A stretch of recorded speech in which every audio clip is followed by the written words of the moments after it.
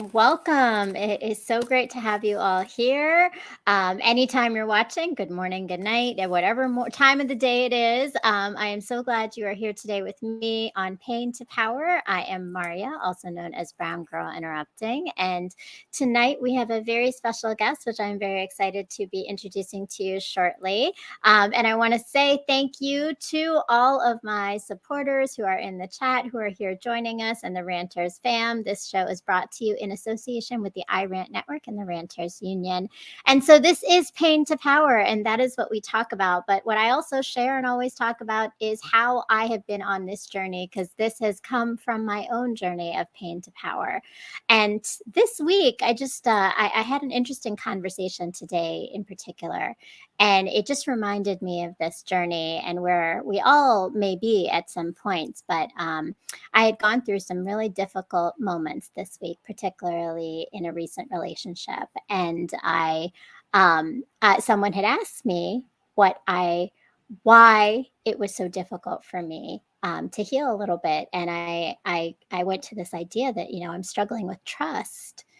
And he asked, well, what makes you wonder about trust, right? And I talked about this idea of feeling safe. That's why I trusted, right? So I'm worried about trusting someone again because I felt safe and I was trusting someone. And now, as I'm looking back at this, and he asked me, well, did you feel safe? Were you safe?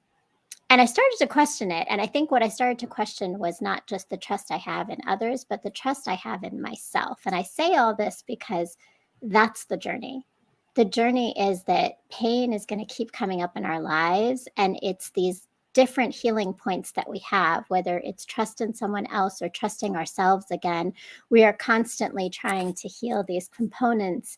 And life is about finding the tools to do it. So if you're here with us today and you stayed with me today and you're going to stay and listen definitely to our amazing guest who herself has been through this journey in so many different stages of finding her power in her pain and her voice. So please let me introduce you to our guest, Miss Janyce Whiteside, the author and poet who recently published her book, Who's Following Ayana? And here it is. And I'm so excited to welcome you, Janyce, and Thank the you. debut of the first interview on your book, correct? Yes, this is my very first interview. And thank you, Mara.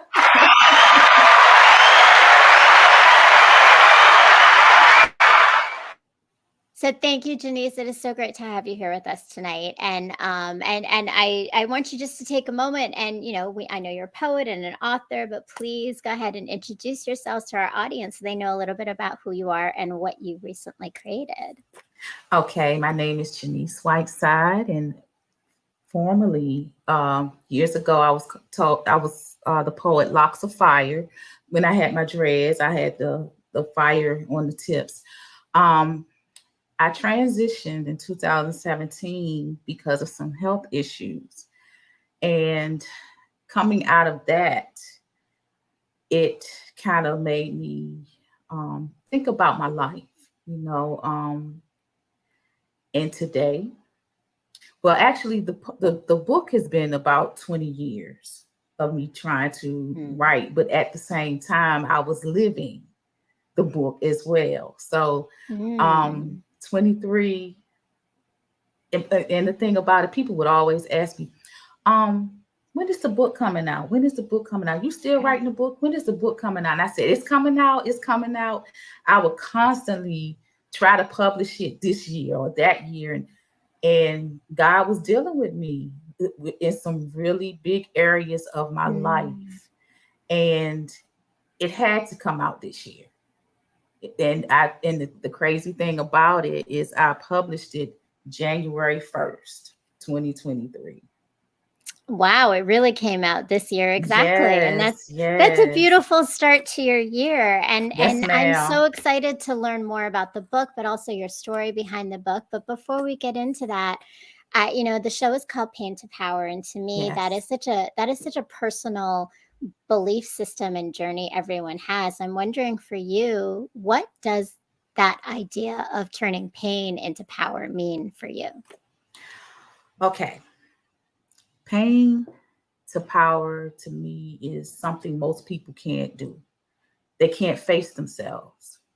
Um, Generationally, we've come up in certain ideologies, certain parenting skills, and at some point, you have to do a tug of war with the generational curse.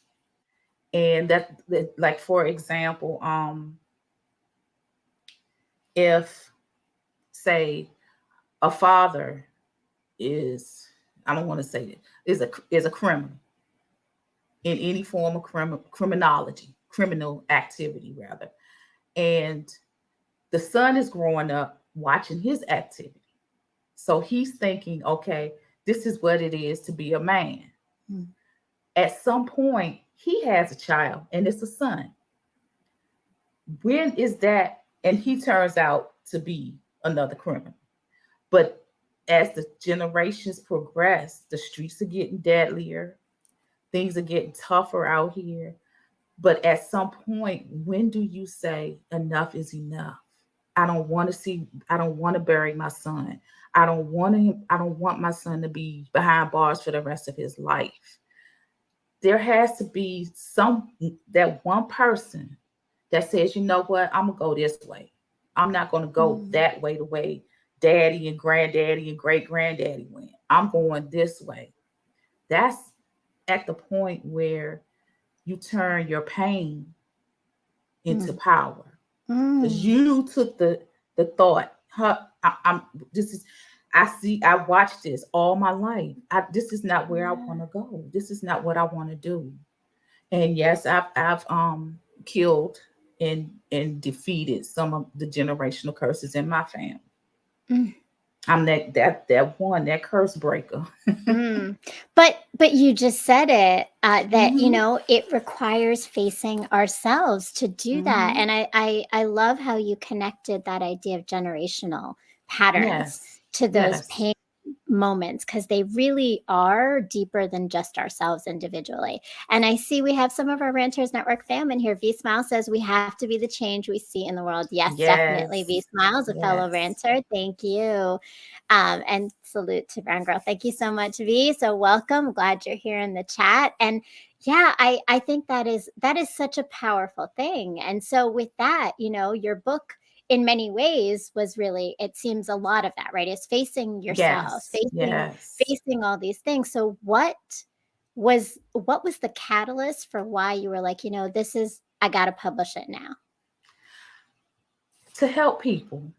I mean, like I stated, when my health issues took me down a dark road. I mean, I can get into it, but right now we're gonna just talk about the book. But when I We can get into whatever you'd like to get into. So okay, if we want to go there, we can go there. It's part of your story, and today is about your story. okay, 2017 was the worst year of my life.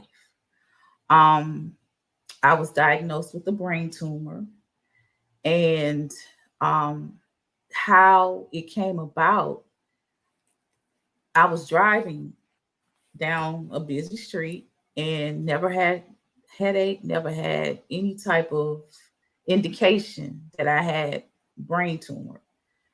And I went into a seizure.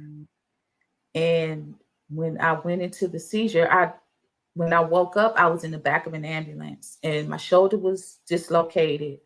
And it was like I was coming out of a deep sleep. And I rose up and I was trying to pull the wires and whatever the stuff they had in my arms. And the first question I asked myself is, why am I still here? And for me to ask that question, I was like, where did that come from? When I started processing, because I was out of it, they had to give me morphine for Mm-hmm, pain, mm-hmm, mm-hmm. morphine. And so I was so out of it because they had to reconnect my shoulder, they had to snap it back in place. It was just a whole that whole year, the latter part of that year was just traumatizing, dramatic, and it was just a wake up call for me that maybe I need to focus more on who I am and not try to please everybody, not try to, you know, be in the know of everything or try to be the first to have this or have that. It's time for me to just sit back and say, you know what? Where have I been? Where am I going? Who am I really?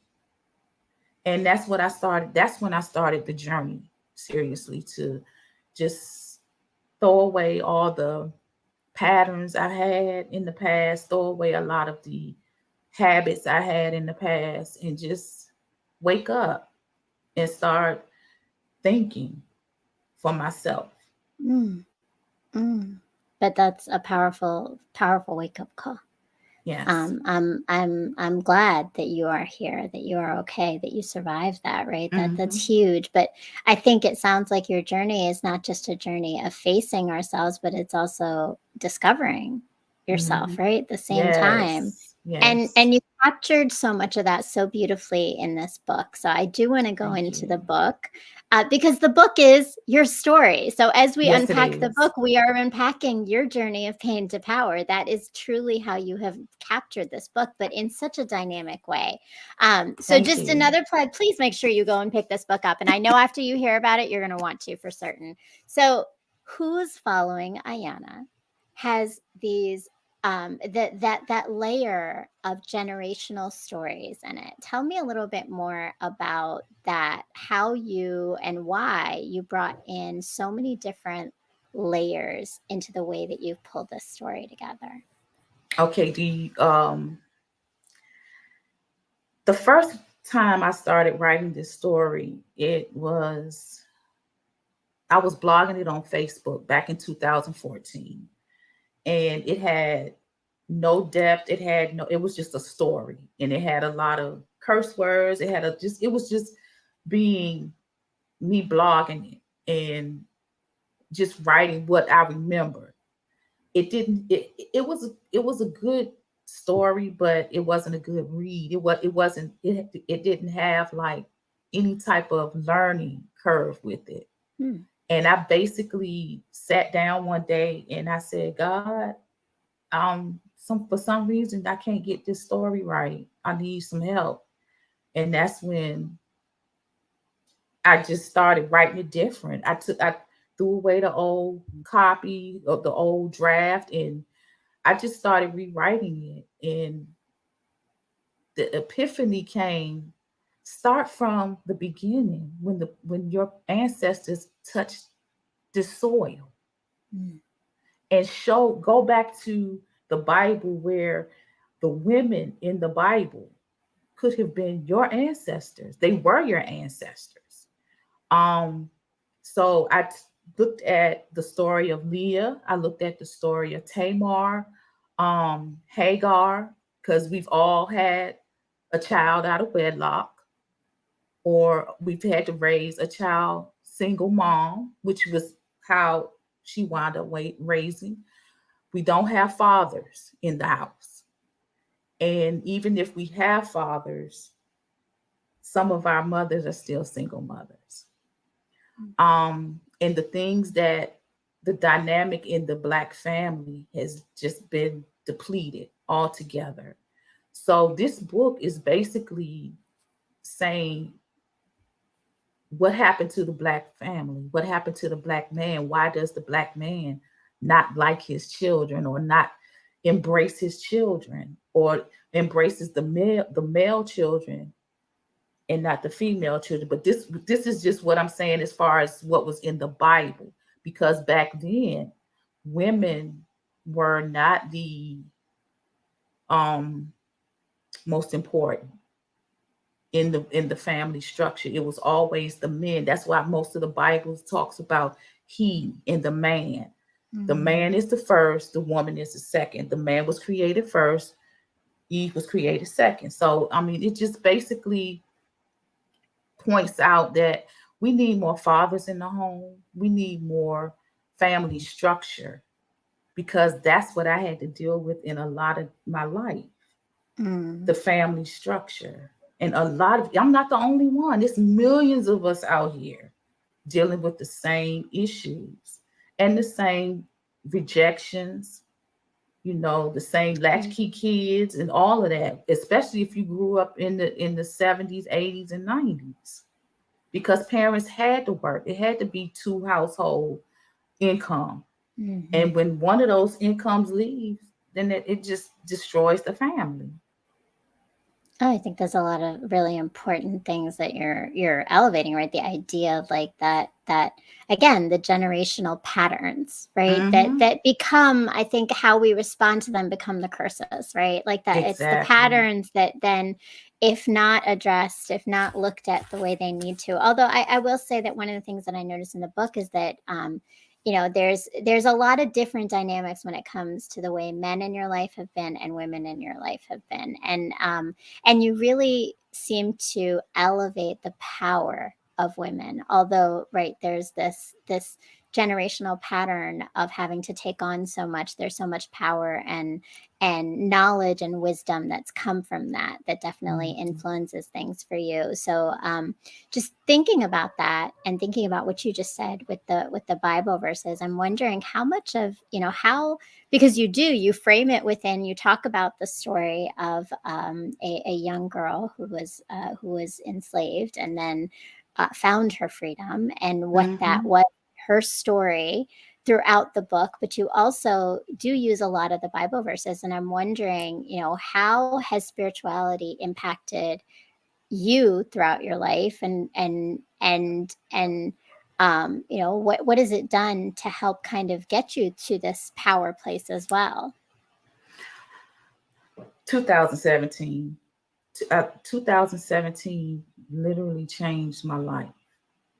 Mm, And I've always grown up in a church environment since childhood. But to sit down one day and just pick up a Bible and read it the way it's written, I will say I did follow the Israelite community for a while, and that kind of opened my mind up a little more about how the Bible is written. And I started reading it, and I started finding things about the Bible that pertain to us. So literally, I found out that the Bible is written for the Black people. mm, It's written for Black people. That's our history. That's our history.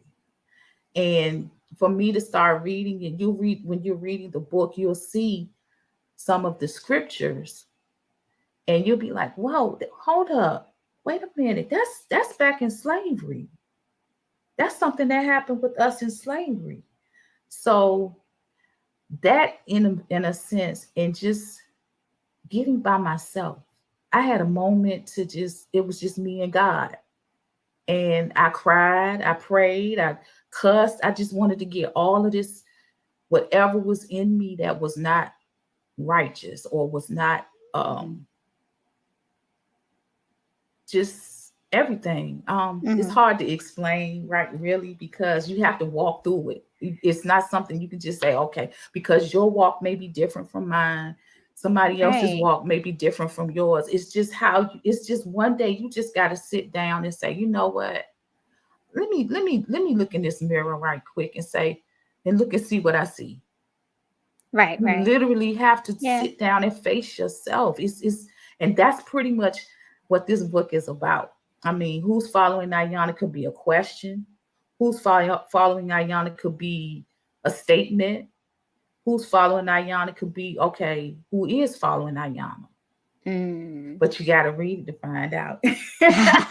And you do have to read it to find out. You do, and you're right. Spirituality is such a personal journey, and it's clear that there's a personal connection that you've had in different ways of looking at spirituality throughout Mhm. this book. So definitely go pick it up, because you're going to have a lot of those questions of who is following Ayana, right? Oh yeah, oh yeah, And but within that, again, you talk about your own story, and we just talked about that connection between men in your life. So oh yeah. what role have your father, and then also just father figures in your life had in how they've shaped your decisions and the things you feel about your own experiences? Okay, this is one I have to face because I owe my being to three the three predominant men in my life as a child growing up. My biological father, of course, I never really had a chance to be around him a lot as a child because of the way my family kind of went separate ways. Mm. Um, so our relationship kind of picked up when I moved to Georgia as I was going through my chemo and radiation. And it's funny because when I called him to let him know about my health issues, he was at every appointment. He came down from Georgia and was at every appointment. And we developed an even closer relationship. And then when I moved up there where he was living, it kind of gave me an idea. Okay, I understand why he is the way he is. Um, my adopted father, he and his family pretty much took care of me. And I mean, I remember a lot of good times with them as a child, like a toddler, and just it's a couple of scary stories in there. I just give you a little hint. They thought I was kidnapped when I was in kindergarten. So that's an interesting story. But they pretty much, him and his family really took care of me as an infant into toddler. But the main man I call my daddy is the one who raised me.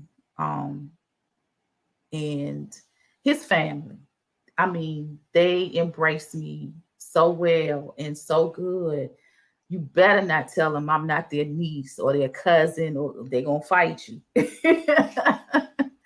But just to he, and I'm not gonna say he was the best or the worst. It's just when when it comes to family structure, I would Mm-hmm. say him raising me was probably the best thing that could have happened, because I did learn a lot within the family structure with them.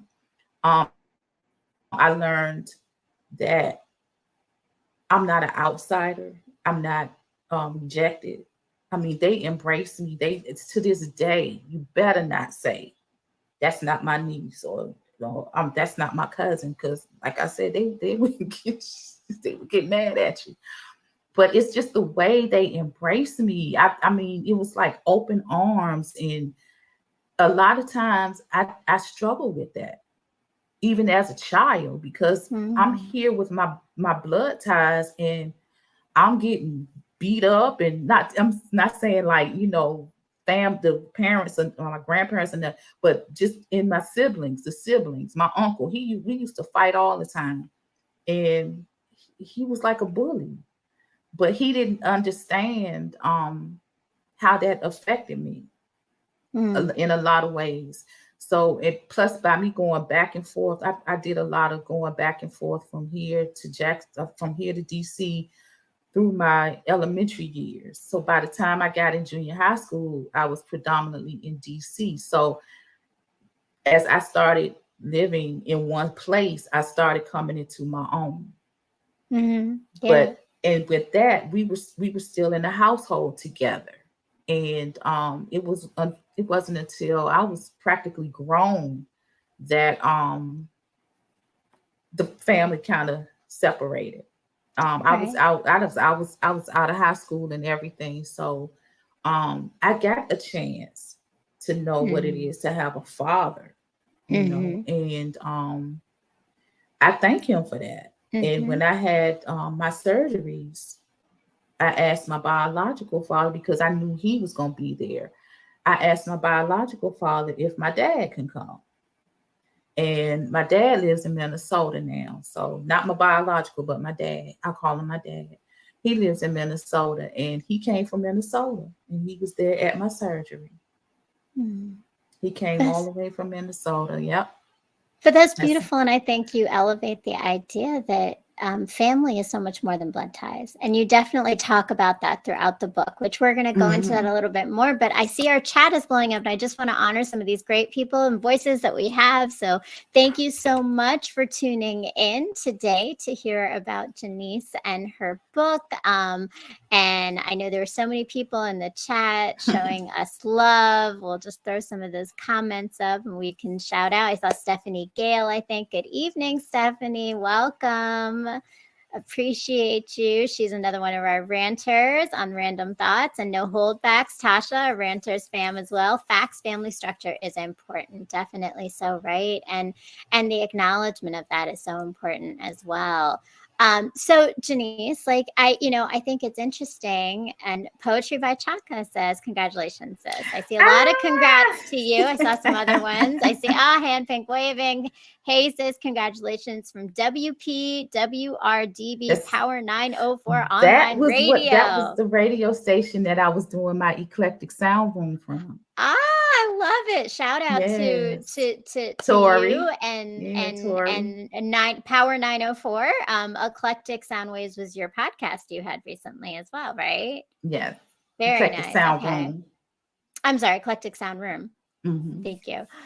So, but I'm wondering, like, as you speak about, and Don Unique Alexander, welcome. Hey, hello, Don. Janyce, and hello, everyone. Hi. So glad you brought them all, Janyce. It's beautiful. They've all come to see you and to congratulate you in such an amazing journey that you've been on in this great publication. And so, I'm wondering, it's an interesting thing because, I have sons. I have 3 sons, and I know you have 1 son. And yes. I'm curious to know how you are parenting a boy and, raising a man, right?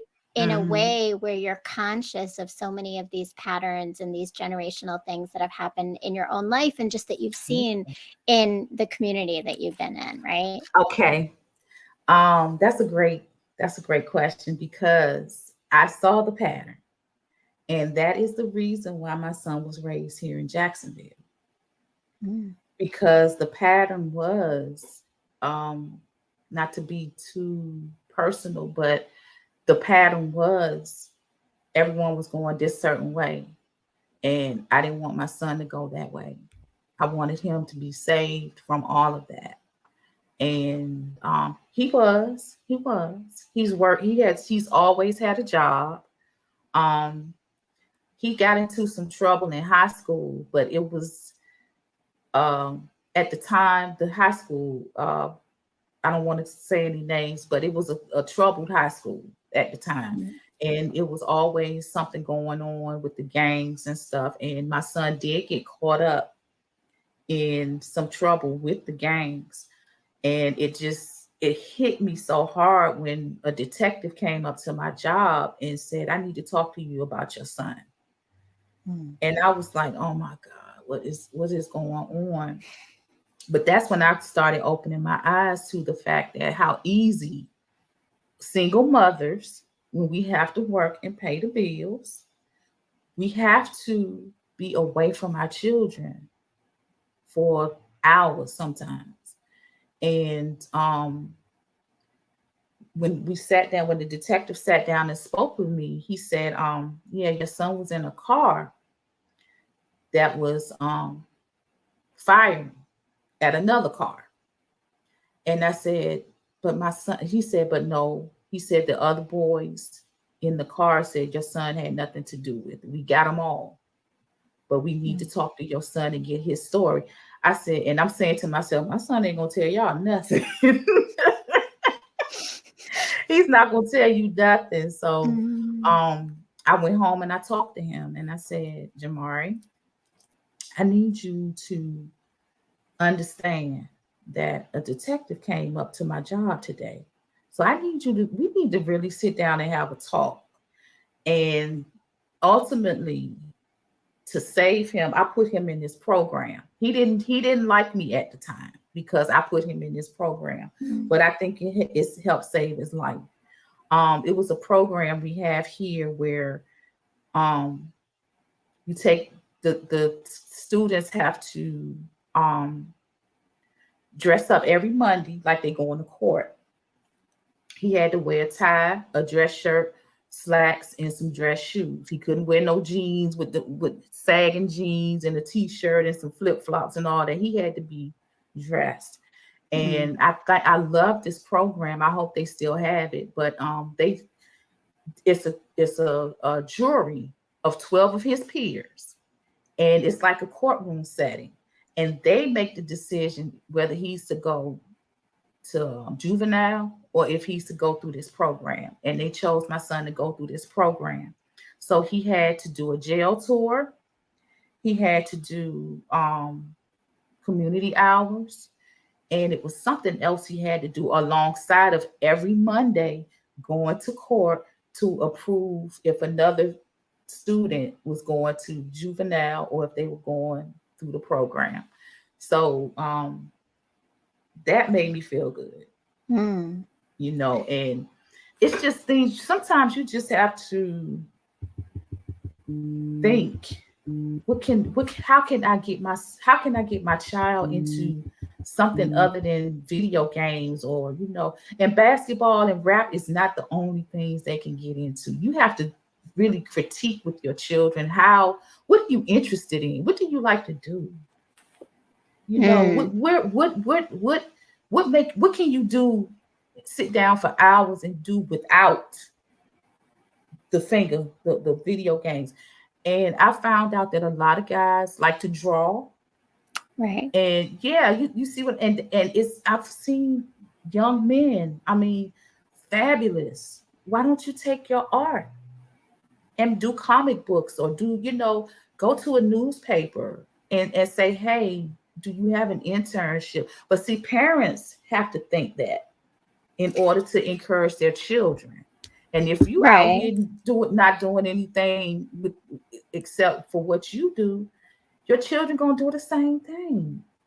But it sounds like, so you were really intentional with making sure, though, again, that you recognize patterns, and Yes, it yes. sounds like a lot of those patterns are environmental, which comes back to the book because you talk about in the book your own experiences of being in very different environments, right? You Mm-hmm, you you started and lived originally in DC, but mm-hmm, at a younger age, you moved to Jacksonville, Florida, and the way you mm-hmm. describe your life in both places is so different. So I'm just curious to know, for you, how did living in two very different environments change or impact it? Like, how did that impact you in the way that you kind of navigate the world now?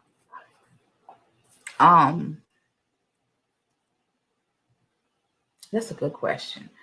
um like I said, because I went back and forth, I was always around older people, no matter where I was. In Jacksonville, I learned how to be a little country. When I say country, I'm saying the way I grew up, I was more tomboyish because I grew up with uncles and I had one Mm. aunt. And that's why I said we used to fight a lot. We used to, I mean, I was just a tomboy.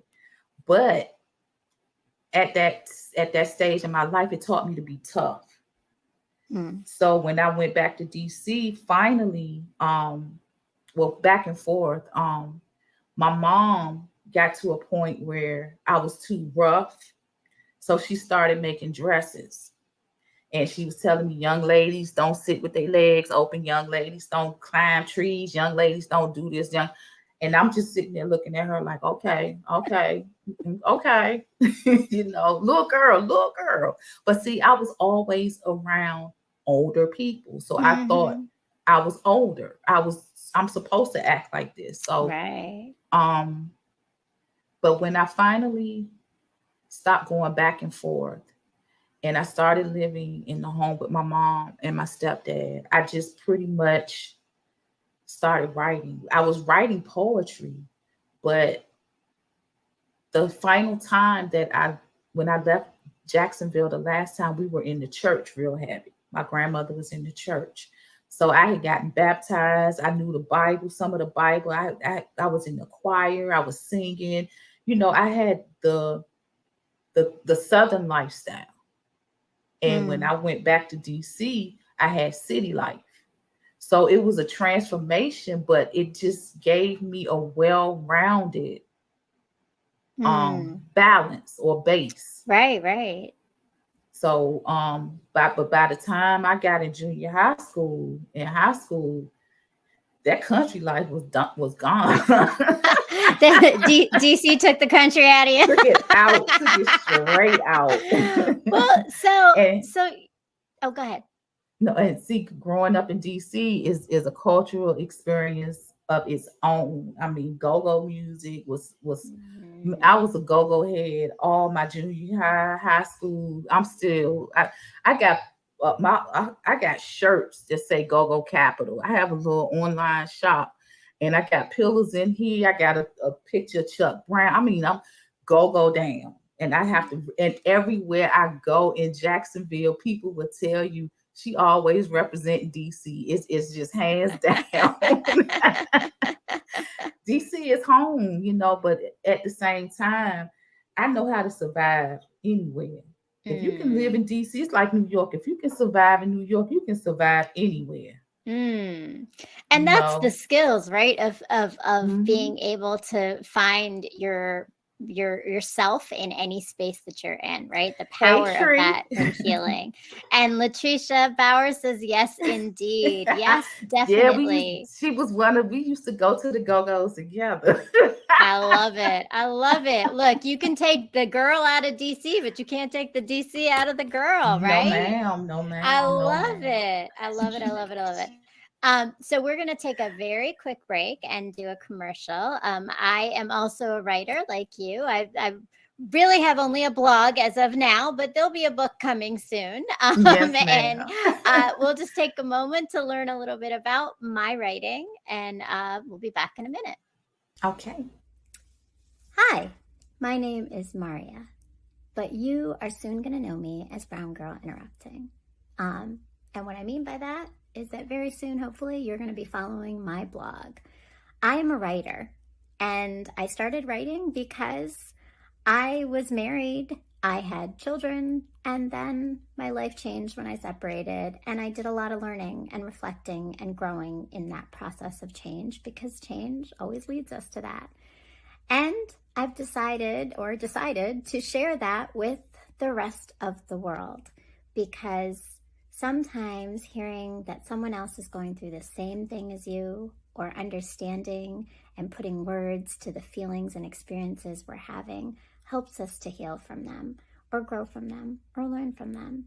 And so that's what my blog is. It's writing about life, healing, relationships, parenting, dating, marriage, pain, love, mistakes, growth, and coming out whole still in all of it as a human, flawed, but always open to new things. So that's my life, that's my journey, and it's written in this blog. But my hope is that you are going to go to www.browngirlinterrupting.com and join and subscribe to the blog and read all about my story to help you maybe gain some perspective on yours. All right, so thank you. Please make sure that if you haven't done it yet, that you go to the blog, www.browngirlinterrupting.com. And as I said at the beginning of the show, I have been going through a lot of evolution of healing moments, and you can see it in my writing through my stages of how each time it does get easier and a little bit less daunting, and I find the tools. And so, with that, I was about to call you Ayana. That's on. I was like, it's okay. I almost feel like, right? Like I'm talking to Ayana. It's guys, go and get the book, please. Go get the book and go read it, because all these layers are going to make so much sense, and you're going to get the depth of Janyce's story for sure. But Janyce, I was thinking about what you said at the beginning and talking about these generational curses, and even just the weight that that women hold in their families, and particularly Black women, Mhm. for for everything that you're writing about, and just in your own identity. And I'm wondering, sometimes we hear this phrase that about being strong. When you hear that, how does that make you feel? Do you agree with that you are strong, or do you prefer not to hear that? There's kind of a debate sometimes, I think, for some women. Um, I don't mind being strong. But at some point you have to realize that you don't have to be strong every day. Mm. Every day you don't have to puff your chest out and say, "Oh, I'm gonna do this and I'm gonna do." No, some days you can feel weak, or you can feel, that's what I had to learn. I think that's what a lot of us have to learn. You don't have Mhm. to you don't have to prove a point to anybody, especially after I'm 53 years old. I ain't got to prove nothing to nobody no more. I'm just being honest. It's just I did all of that growing up, trying to fit in, trying to be not necessarily popular, but just trying to keep up with the trends. And after a while, you look in your pockets, you're like, I don't even have any money, but I got this nice designer bag on my shoulder, and Mm. after a certain point, it's just not important anymore. And it's Mm. just and you just get to a point where it's like, okay, I don't have to be strong today. I can sit on my couch and read a book and just do me, just relax and look out the window at people trying to be strong. I just You go do that out there, right? yeah, Like, and just look. Oh, you trying to be strong today? Okay, I'm sitting in here chilling. good luck Yeah, with but that, right? I've just realized, that's what you do in your 20s and 30s. You want the world to Mm. see you and all your glory and all your fabulousness. But after you ran the streets and you've done it.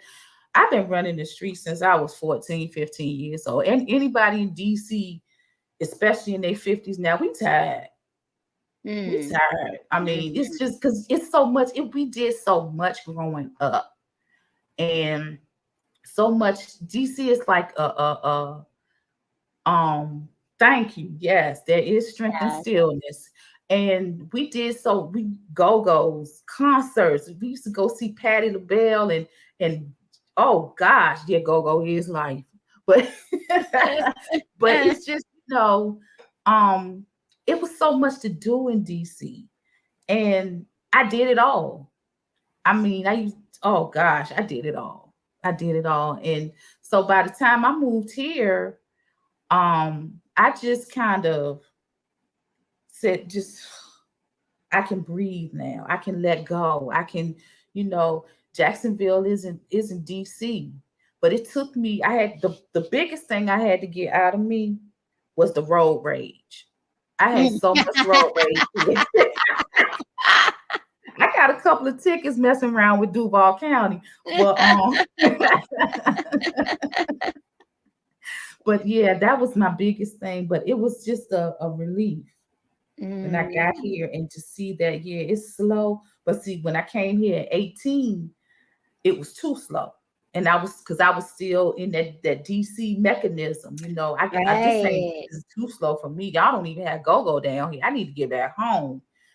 So but when I came down here in my late 20s, it was different because now I have a son. I'm trying to get my life back in order. I'm trying to get stable. So staying down here for as long as I did, it kind of Jacksonville just grew on me.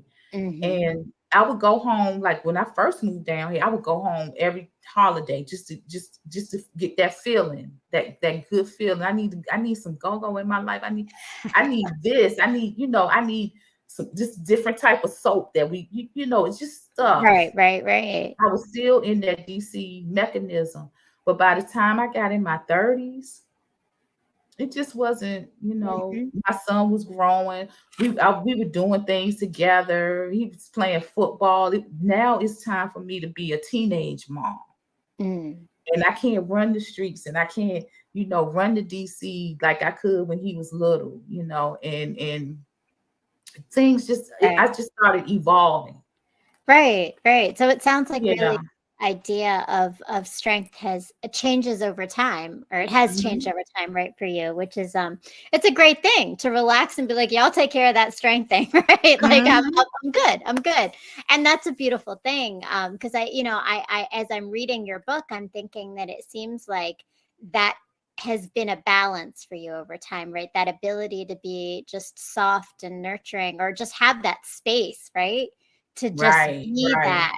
And now it sounds like you found your space to finally do it. But there were struggles over the years Oh to do yes, that, oh based on yes. environment, based on individuals and your, in your experience in your life.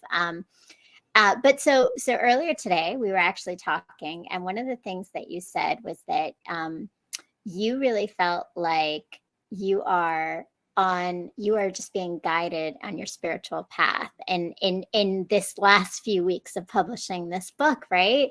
So Mhm. tell me more about what that means for you in terms of just this book and the impact it's having on you, having now published it and put it out there in the world. Okay, the book is published, but I've just learned that since I've gotten a little deeper in my spirituality, doing a little more fasting, doing a little more praying, and just living, I just got just blessings are just following me everywhere I go. Mm. I just moved in a new house, um, got a good job finally, and it, but everything trickled down after I published the book. See what I'm Mm. saying? So it's like it had to be done this year, like I said, and it's crazy because between the job and the house, it's just been 2 months. 2 months, and Wow. everything is just it's like everything I desire and everything I fought for, everything I was trying to get in my younger years, it's just like it's manifesting now in my Mm. 50s, where it's like God said, okay, you wasn't gonna appreciate it then, but wait till I bust you down, make you sit down Yeah. and start coming to praying to me, looking up to me, and I'm gonna do everything you want me to do, or you asked me to do when you was in your 20s. Mm. And it's like, okay, and I just it's just amazing me because I'm financially good. I'm just everything is good in my life right now. But Mm. it took God to sit me down. That and that's when you read this book, and it's crazy because the book it was like I was prophesying to myself in this book because that part where I had the accident, y'all have to read it, but it stemmed along the same lines as the accident I had in 2017, but it was already written. That Mm. part was already written in the book. And I'm like, let me stop. Well, so and it's interesting because I was thinking as you just said that the part in your book that talks about your dream of being on the red carpet and getting, Oh, yeah. nominated. And when you said that to me and then I was reading that, I was like, wow, like this really is manifestation. Like you wrote this well before, and here you are, and truly like everything is coming together, and all those dreams and desires that you've worked for and that you've gone through so much to get to. It's beautiful. And I see a lot of people in the chat. I saw Logic, definitely confirming great testimony. Thank you. And I know I saw Amanda Martin. Welcome, Amanda. Yes, been playing bills when I was 15. Yes, right. That young adulthood of Hmm. having to take Hmm. care of things is real, and it changes and shapes who we are. Yes, it So does. so as you thought about this book, I had an interesting conversation with someone today because they were asking, when does my book come out? I get that sometimes too, right? Yeah, when does your book come Not out? probably as often as you, because I'm not actually writing a book, but Mhm. and And the question was, well, what are you worried about? Right. And I was like, Mhm. I don't know. So I'm curious, like before you put this out there, was there something you were worried about? Yes, what my family would think, and facing some of the things that's in this book. But I noticed after I wrote it, I feel so at ease. And it's like everything, I'm not afraid of what people think anymore, because you've done some of the same things in this book. Nobody is innocent. Nobody is holier than thou. Everyone in this, every female, male in this book has a secret, Mm, has their own stuff that they have to unpack. And I just chose the liberty to do it for me. And that's generally and basically what this book is all about. I'm mhm, serious. I just said, I'm just going to sit down and write it. And that's when I told you I was blogging it on Facebook, but I wasn't blogging it right. It wasn't saying much about me. It was talking about mm, mostly about the people around me. And God said, no, somebody's going to read this book and you're going to transform their life with this. mm. And that's when I started writing it different. And then you let go of that worry too, right? Because and I think Yes, I that's so had to. important I though, had because to. we often hold back from doing things because of other people's perspectives. I Mhm. totally understand what you're saying, because I think that was a big fear of mine with my blog, is what, because it for me, it counters a lot of what I was raised in, and I have such opposing views to a lot of the value, not the values, but I guess the mentality of Mhm. my family, Mhm. right? And so it's either it's how you've exposed things about people that they don't want out there, or it's sometimes that, it's that disconnect of not seeing the same way, and that Mhm. definitely impacts, how how comfortable and how brave we are to still just go Mhm. forward and move forward. And I'm so glad that you are, and that you got over that worry. I'm working on my own. I'm working on my own, and the book will be here soon. That's what I got. Okay, I encourage you. I encourage you Well, to write your book. I have to say, I was very inspired by you in looking and reading your story and thinking about that idea, is that, yeah, we have to move through those worries. And so with that, like, as you're thinking about this book, what do you hope for your readers to take away from it for themselves, or what did you imagine it was going to do To for the people? just start journaling. That's the main thing I started doing back in. I was in high school when I started, and it's crazy because it's a part in the book where um I was a teenager, and the family thought I was writing love love letters, but I was writing poetry. And we got into a little scuffle, and things went kind of, but um it's just, even if you have to take 10 minutes out of your day, you take 10 minutes to go outside and smoke a cigarette. You can take 10 minutes out of your day to sit down and say, you know what? I'm going to unpack something about myself today. Mm. Oh. But you have to do that if you want to understand the other side of you, if that Mm. makes sense. Oh, it makes total sense to me. And Yeah, I you think the way have to you do just that. framed that was really powerful. You have to unpack something about yourself. You have to look at yourself really honestly and truthfully, not Mhm, just what you think you see, but what's beneath that, right? mhm. And that definitely comes from writing, and that's a beautiful thing. And I hope that everybody is inspired to keep doing that. So Poetry by Chaka has, what is for you is for you. What is for me is for me. Everyone has a story that is important to them and someone else. That's my Encourage girl. each other.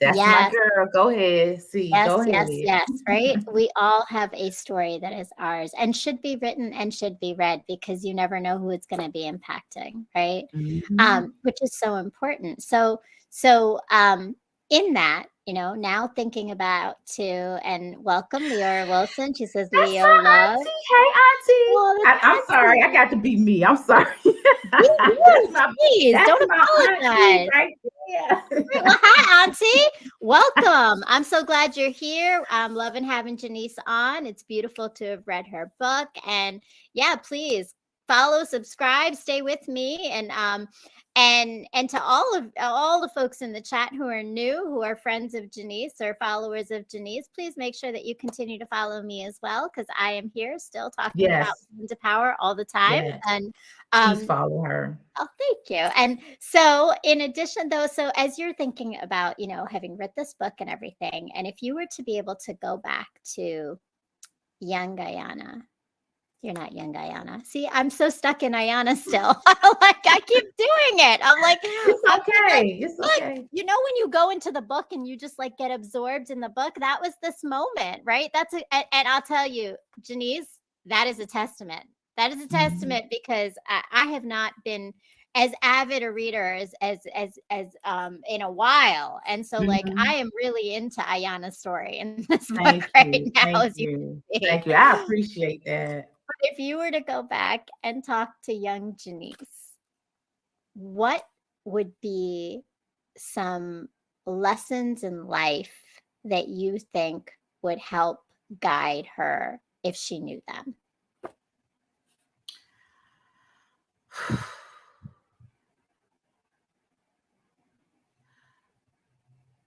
Mm. Um, Watch the company you keep. Mm, Everybody that you hang around, or everybody that hangs around you, they don't have your best interests. They want to see you fall because it's something about you that they either want from you or want your character or your personality, and they would rather steal your personality from you, or try to put you down to make themselves feel good. And I not not so much as that, but just a couple of times in my life I hung around people that just, they weren't for me. And but it took me to go through so many days of pain and um not understanding. I was a little naive sometimes in the streets of DC. I mm, say that I was a little naive. Um, but I always had good friends from elementary school. Um, oh, I have to tell y'all about Latricia. Latricia and her mom, her family, let me tell you, I just have to say this. Latricia Bowers, she pretty much saved my life too. I could, I was having struggles in my own home, I would run away and I would go right up to Georgia and Powhatan Street in Northwest DC and knock on her mama door, and her mama will open the door and say, "Hey girl, she upstairs." And I mm, would spend nights, and my mom was probably thinking I was wherever she thought I was, but I was actually safe. It's that's what I'm saying. It's been times in my life where I just, I couldn't take the stress in the home, and I was young. I was young. But the thing is, when you have a child around older people constantly, they're going to develop, and you can't suppress that. After you've had them around all these adults and all these older people, they're going to develop, and they're going to act out when they can't get that freedom, I guess, to mm, to just mimic what they see in the adults or the older siblings or the older people around them. So I dealt with that a lot too in my life. I was always around older people. So what they were doing, I figured I could do. But I'm 4 or 5 years younger than these people, or maybe 3 years younger than these people. And I just figured that's my peer. I'm always around them. So why not? mm, And that got me. that got me in a lot of stress and but it's all in the book. I tell everybody everything is in the book. Everything you want to know about me is in the book. It I love it. And is. Latricia says family for life. Yes, Oh that's yeah, beautiful. that's my And big that's a sis. beautiful thing, right? Again, it goes back to, right, family is not just blood. And Oh I've yeah. learned that over the years as well, right? Sometimes the Mhm. people that you are closest to and trust the most are not necessarily blood. So thank you so much for your time Oh, today, it's been Janyce. a And pleasure. Thank you for having me. no, I'm so glad that you were able to be here and to share your story and to share all about your book. Please make sure you go and check out the link in the bio below for Janyce's book. And it's on Amazon, I know. Is there anywhere else? Where else do we find it? I published it on Amazon, so it's basically on Amazon. Mhm. Perfect. Well, and go follow her on Instagram. Also, the link below here as well. And please make sure you follow me, Brown Girl Interrupting, and check out my blog. Put your email in to get the Yes. subscriptions. Yes. Please click on the subscription for this channel and the notifications to make sure that you tune in every Sunday at 9 o'clock for Pain to Power. Every Sunday, right? Every Sunday. Just keep saying it. Every Sunday at 9 o'clock for Pain to Power, where I am featuring stories of individuals who have taken their pain and their challenges in life and turned it into power, just like Janyce, through their creativity and their art and their work. And please make sure you join us every Sunday. I want to say thank you to all those who joined us today, as well as a reminder that next week I am going to have Miss Talea, also known as TikTok You Don't Stop, and not the social media platform, but TikTok, the poet and the author, All featuring to right. kick off our month of April as National Poetry Month. So we got Yes, our it poets is. coming Yes. up. So Yes. and I imagine if anybody's in Jacksonville, are you doing any shows? Are you doing any I just did a show promotion? last weekend. Just Okay, last weekend, last Saturday at B and Son Art Gallery on Myrtle Avenue. And and Chaka was there too. She did some poetry I too, love Miss it. Chaka the I love poet. it. Yes, Any coming up? yes. Any future Um, ones? we're doing something in April. I just don't have the date. They're doing something again in April, and I'm going to do some poetry. I was going to share my performance with you, but the video is too long, so I have to share it with you through your Instagram chat. Folks, definitely please send that to me. Mhm. And and for those of you who want to find out if you're in the Jacksonville, Florida area, please make sure that you follow Janyce on Instagram so you'll get all those updates as well. And I will see you all next week. Thank you again for tuning in on Pain to Power. And a reminder that as you are healing, we are going through this evolution, whether it's learning Yes. to trust yourself, learning to trust others, or just honestly looking at yourself and facing all of those things and not allowing fear to stop you from the healing that you need to do and the story that you need to share. So thank you. Have a Exactly. beautiful night. Peace, love, and light. Man, that's time to go. Boom.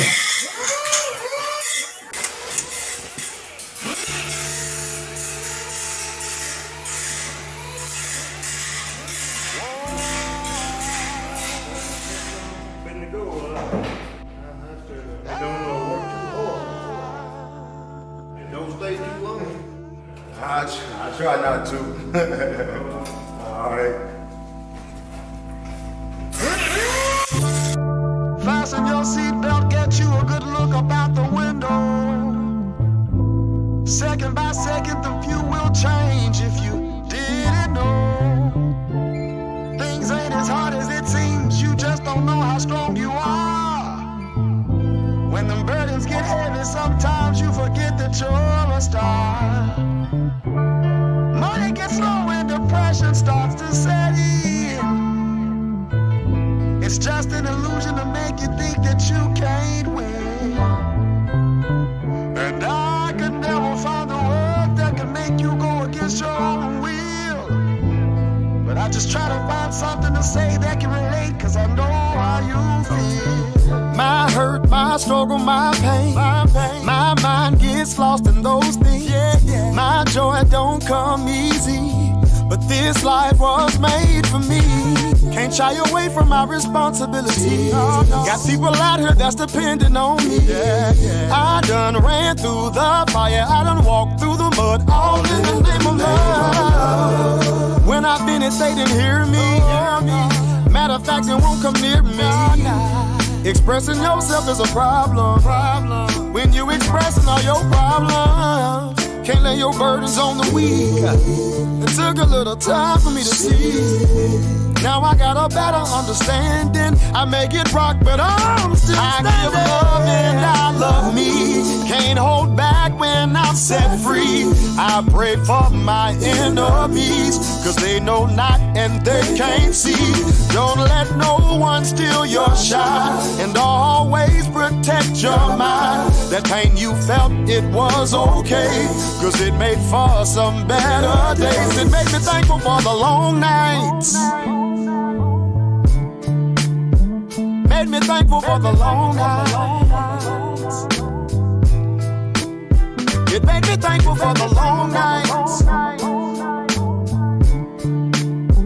Made me thankful for the long nights.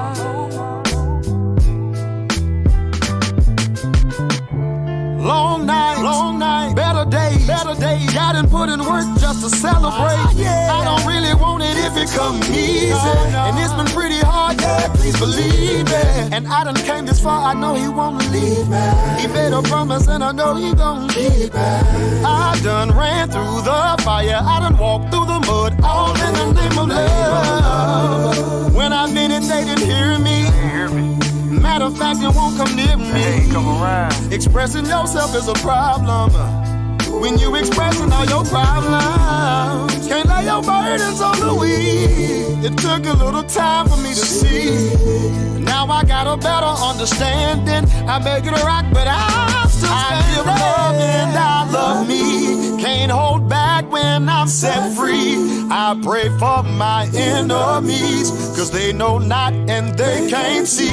Don't let no one steal your shine, and always protect your mind. That pain you felt, it was okay, cause it made for some better days. It made me thankful for the long nights.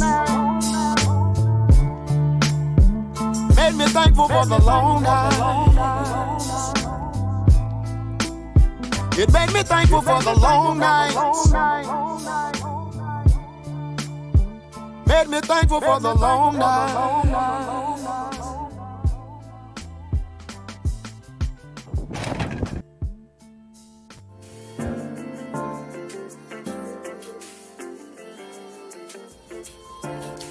My world has slowly crumbled around me countless times, and every time I rebuild with the pieces I've been given to birth something so transformational and beautiful that no one else knew might exist before it was shown to them. These moments tend to coincide within my romantic path. The universe has been telling me to focus on the revolution and not romance. It has over time given me the tools, resilience, and light to turn my pain into power. And only now do I see that the key to this always resided in the love and knowing I had in myself, not from the external sources of family or men. The message I have been avoiding might be that my time in this world I had existed in was not to receive love, but to put it out there for others to see, feel, and heal through. Revolution before romance moves pain into power.